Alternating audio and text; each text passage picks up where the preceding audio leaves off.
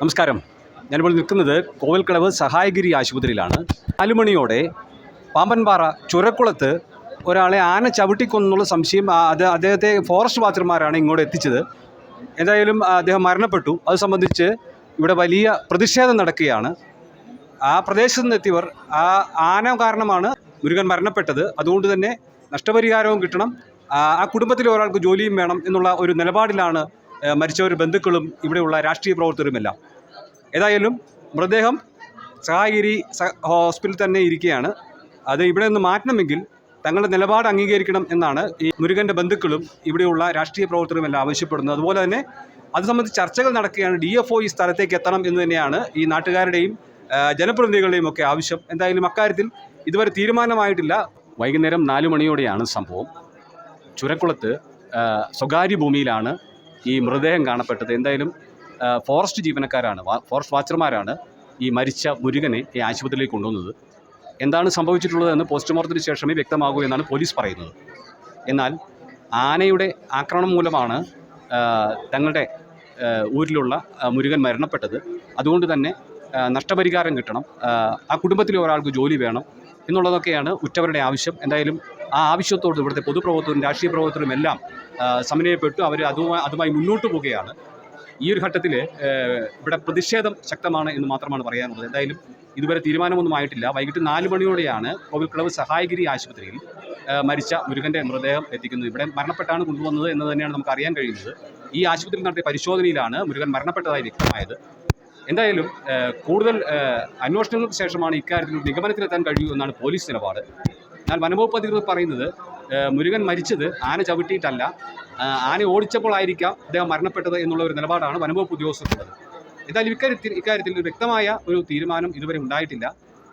മരിച്ച മുരുകൻ്റെ കുടുംബത്തിന് ആവശ്യമായ ധനസഹായം എത്തിക്കണം, കുടുംബത്തിലെ ഒരാൾക്ക് ജോലി നൽകണം എന്നുള്ളതാണ് ഇവിടെ കൂടിയിട്ടുള്ള ഉറ്റവരുടെയും ആ നാട്ടുകാരുടെയും പൊതുപ്രവർത്തകരുടെയും എല്ലാം ആവശ്യം.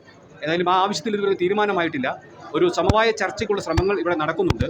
അക്കാര്യത്തിലേക്ക് ഇതൊരു വ്യക്തമായ ഒരു തീരുമാനം എത്തിയിട്ടില്ല എന്ന് തന്നെയാണ് നമുക്ക് മനസ്സിലാകുന്നത്.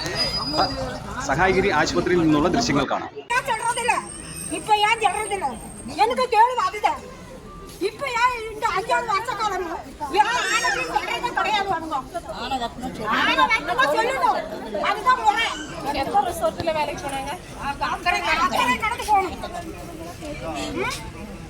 இல்ல எங்களை கண்டு நாங்க இளைஞன்னு சொல்லிதானே இது மாதிரி பண்றோம். நாங்க இளைஞ தானே, அவங்க கையில நல்லா வசமா கட்டு கட்டா பணம் இருக்கு, உங்க கையில இல்ல சாமி. நாங்க உழைச்சா கஞ்சி உழைக்கலன்னா இல்ல. ஆனா இது மாதிரிக்கெல்லாம் ஒரு போஸ்டும் ஒரு போலீஸ்காரும் இருக்கக்கூடாது இந்த நாட்டுல. செல்லணும்.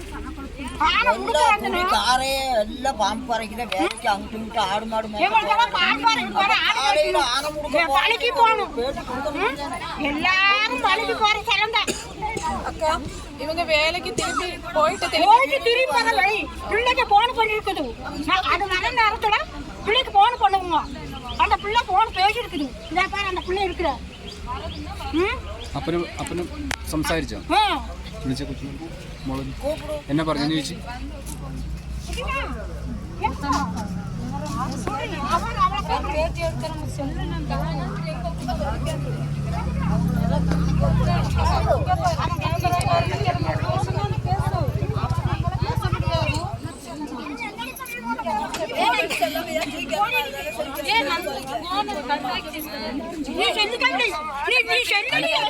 அப்ப சொன்னேன், அப்ப என்ன சொன்னேன் என்கிட்ட சொல்ல, அப்பா கிட்ட தான் சொல்லிருக்கு. நீங்க வேலை முடிச்சு இங்கிட்டு வர்றதுக்கு தான் கூப்பிட்டீங்களா? அது ஏறி வரும்போது கூப்பிட்டுச்சு.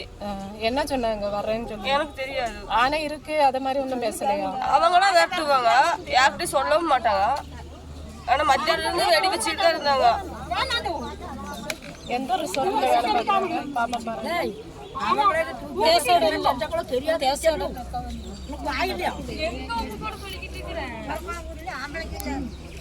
ஒரு வருஷமே வேலை செஞ்சிருச்சு. அங்க ஒரு வருஷமா வேலை பண்ணிட்டு இருக்கிறாங்களா? அப்ப என்ன சொன்னேன் விളിச்சு கூப்பிட்டு? 1/2 மணி நேரத்துல இப்ப வந்துடுறேன்னு சொல்லிச்சு. அதுக்கு 1/2 மணி நேரத்துக்கு வந்து பார்த்தா இப்படி கொண்டாந்து போட்டுருக்குறாங்க. என்ன நடந்துச்சுன்னே தெரியல. மயக்கம் மட்டும் விழுந்துச்சுன்னு சொல்றாங்க. மயக்கம் மட்டும் விழுந்துச்சா நீ அவங்க எதுவும் பண்ணாங்க, ஆனை எது இறப்பிச்சான்னு தெரியல. കോവിൽക്കടവ് സഹായഗിരി ആശുപത്രിയിൽ നിന്നും പ്രകാശ് ചന്ദ്രശേഖർ.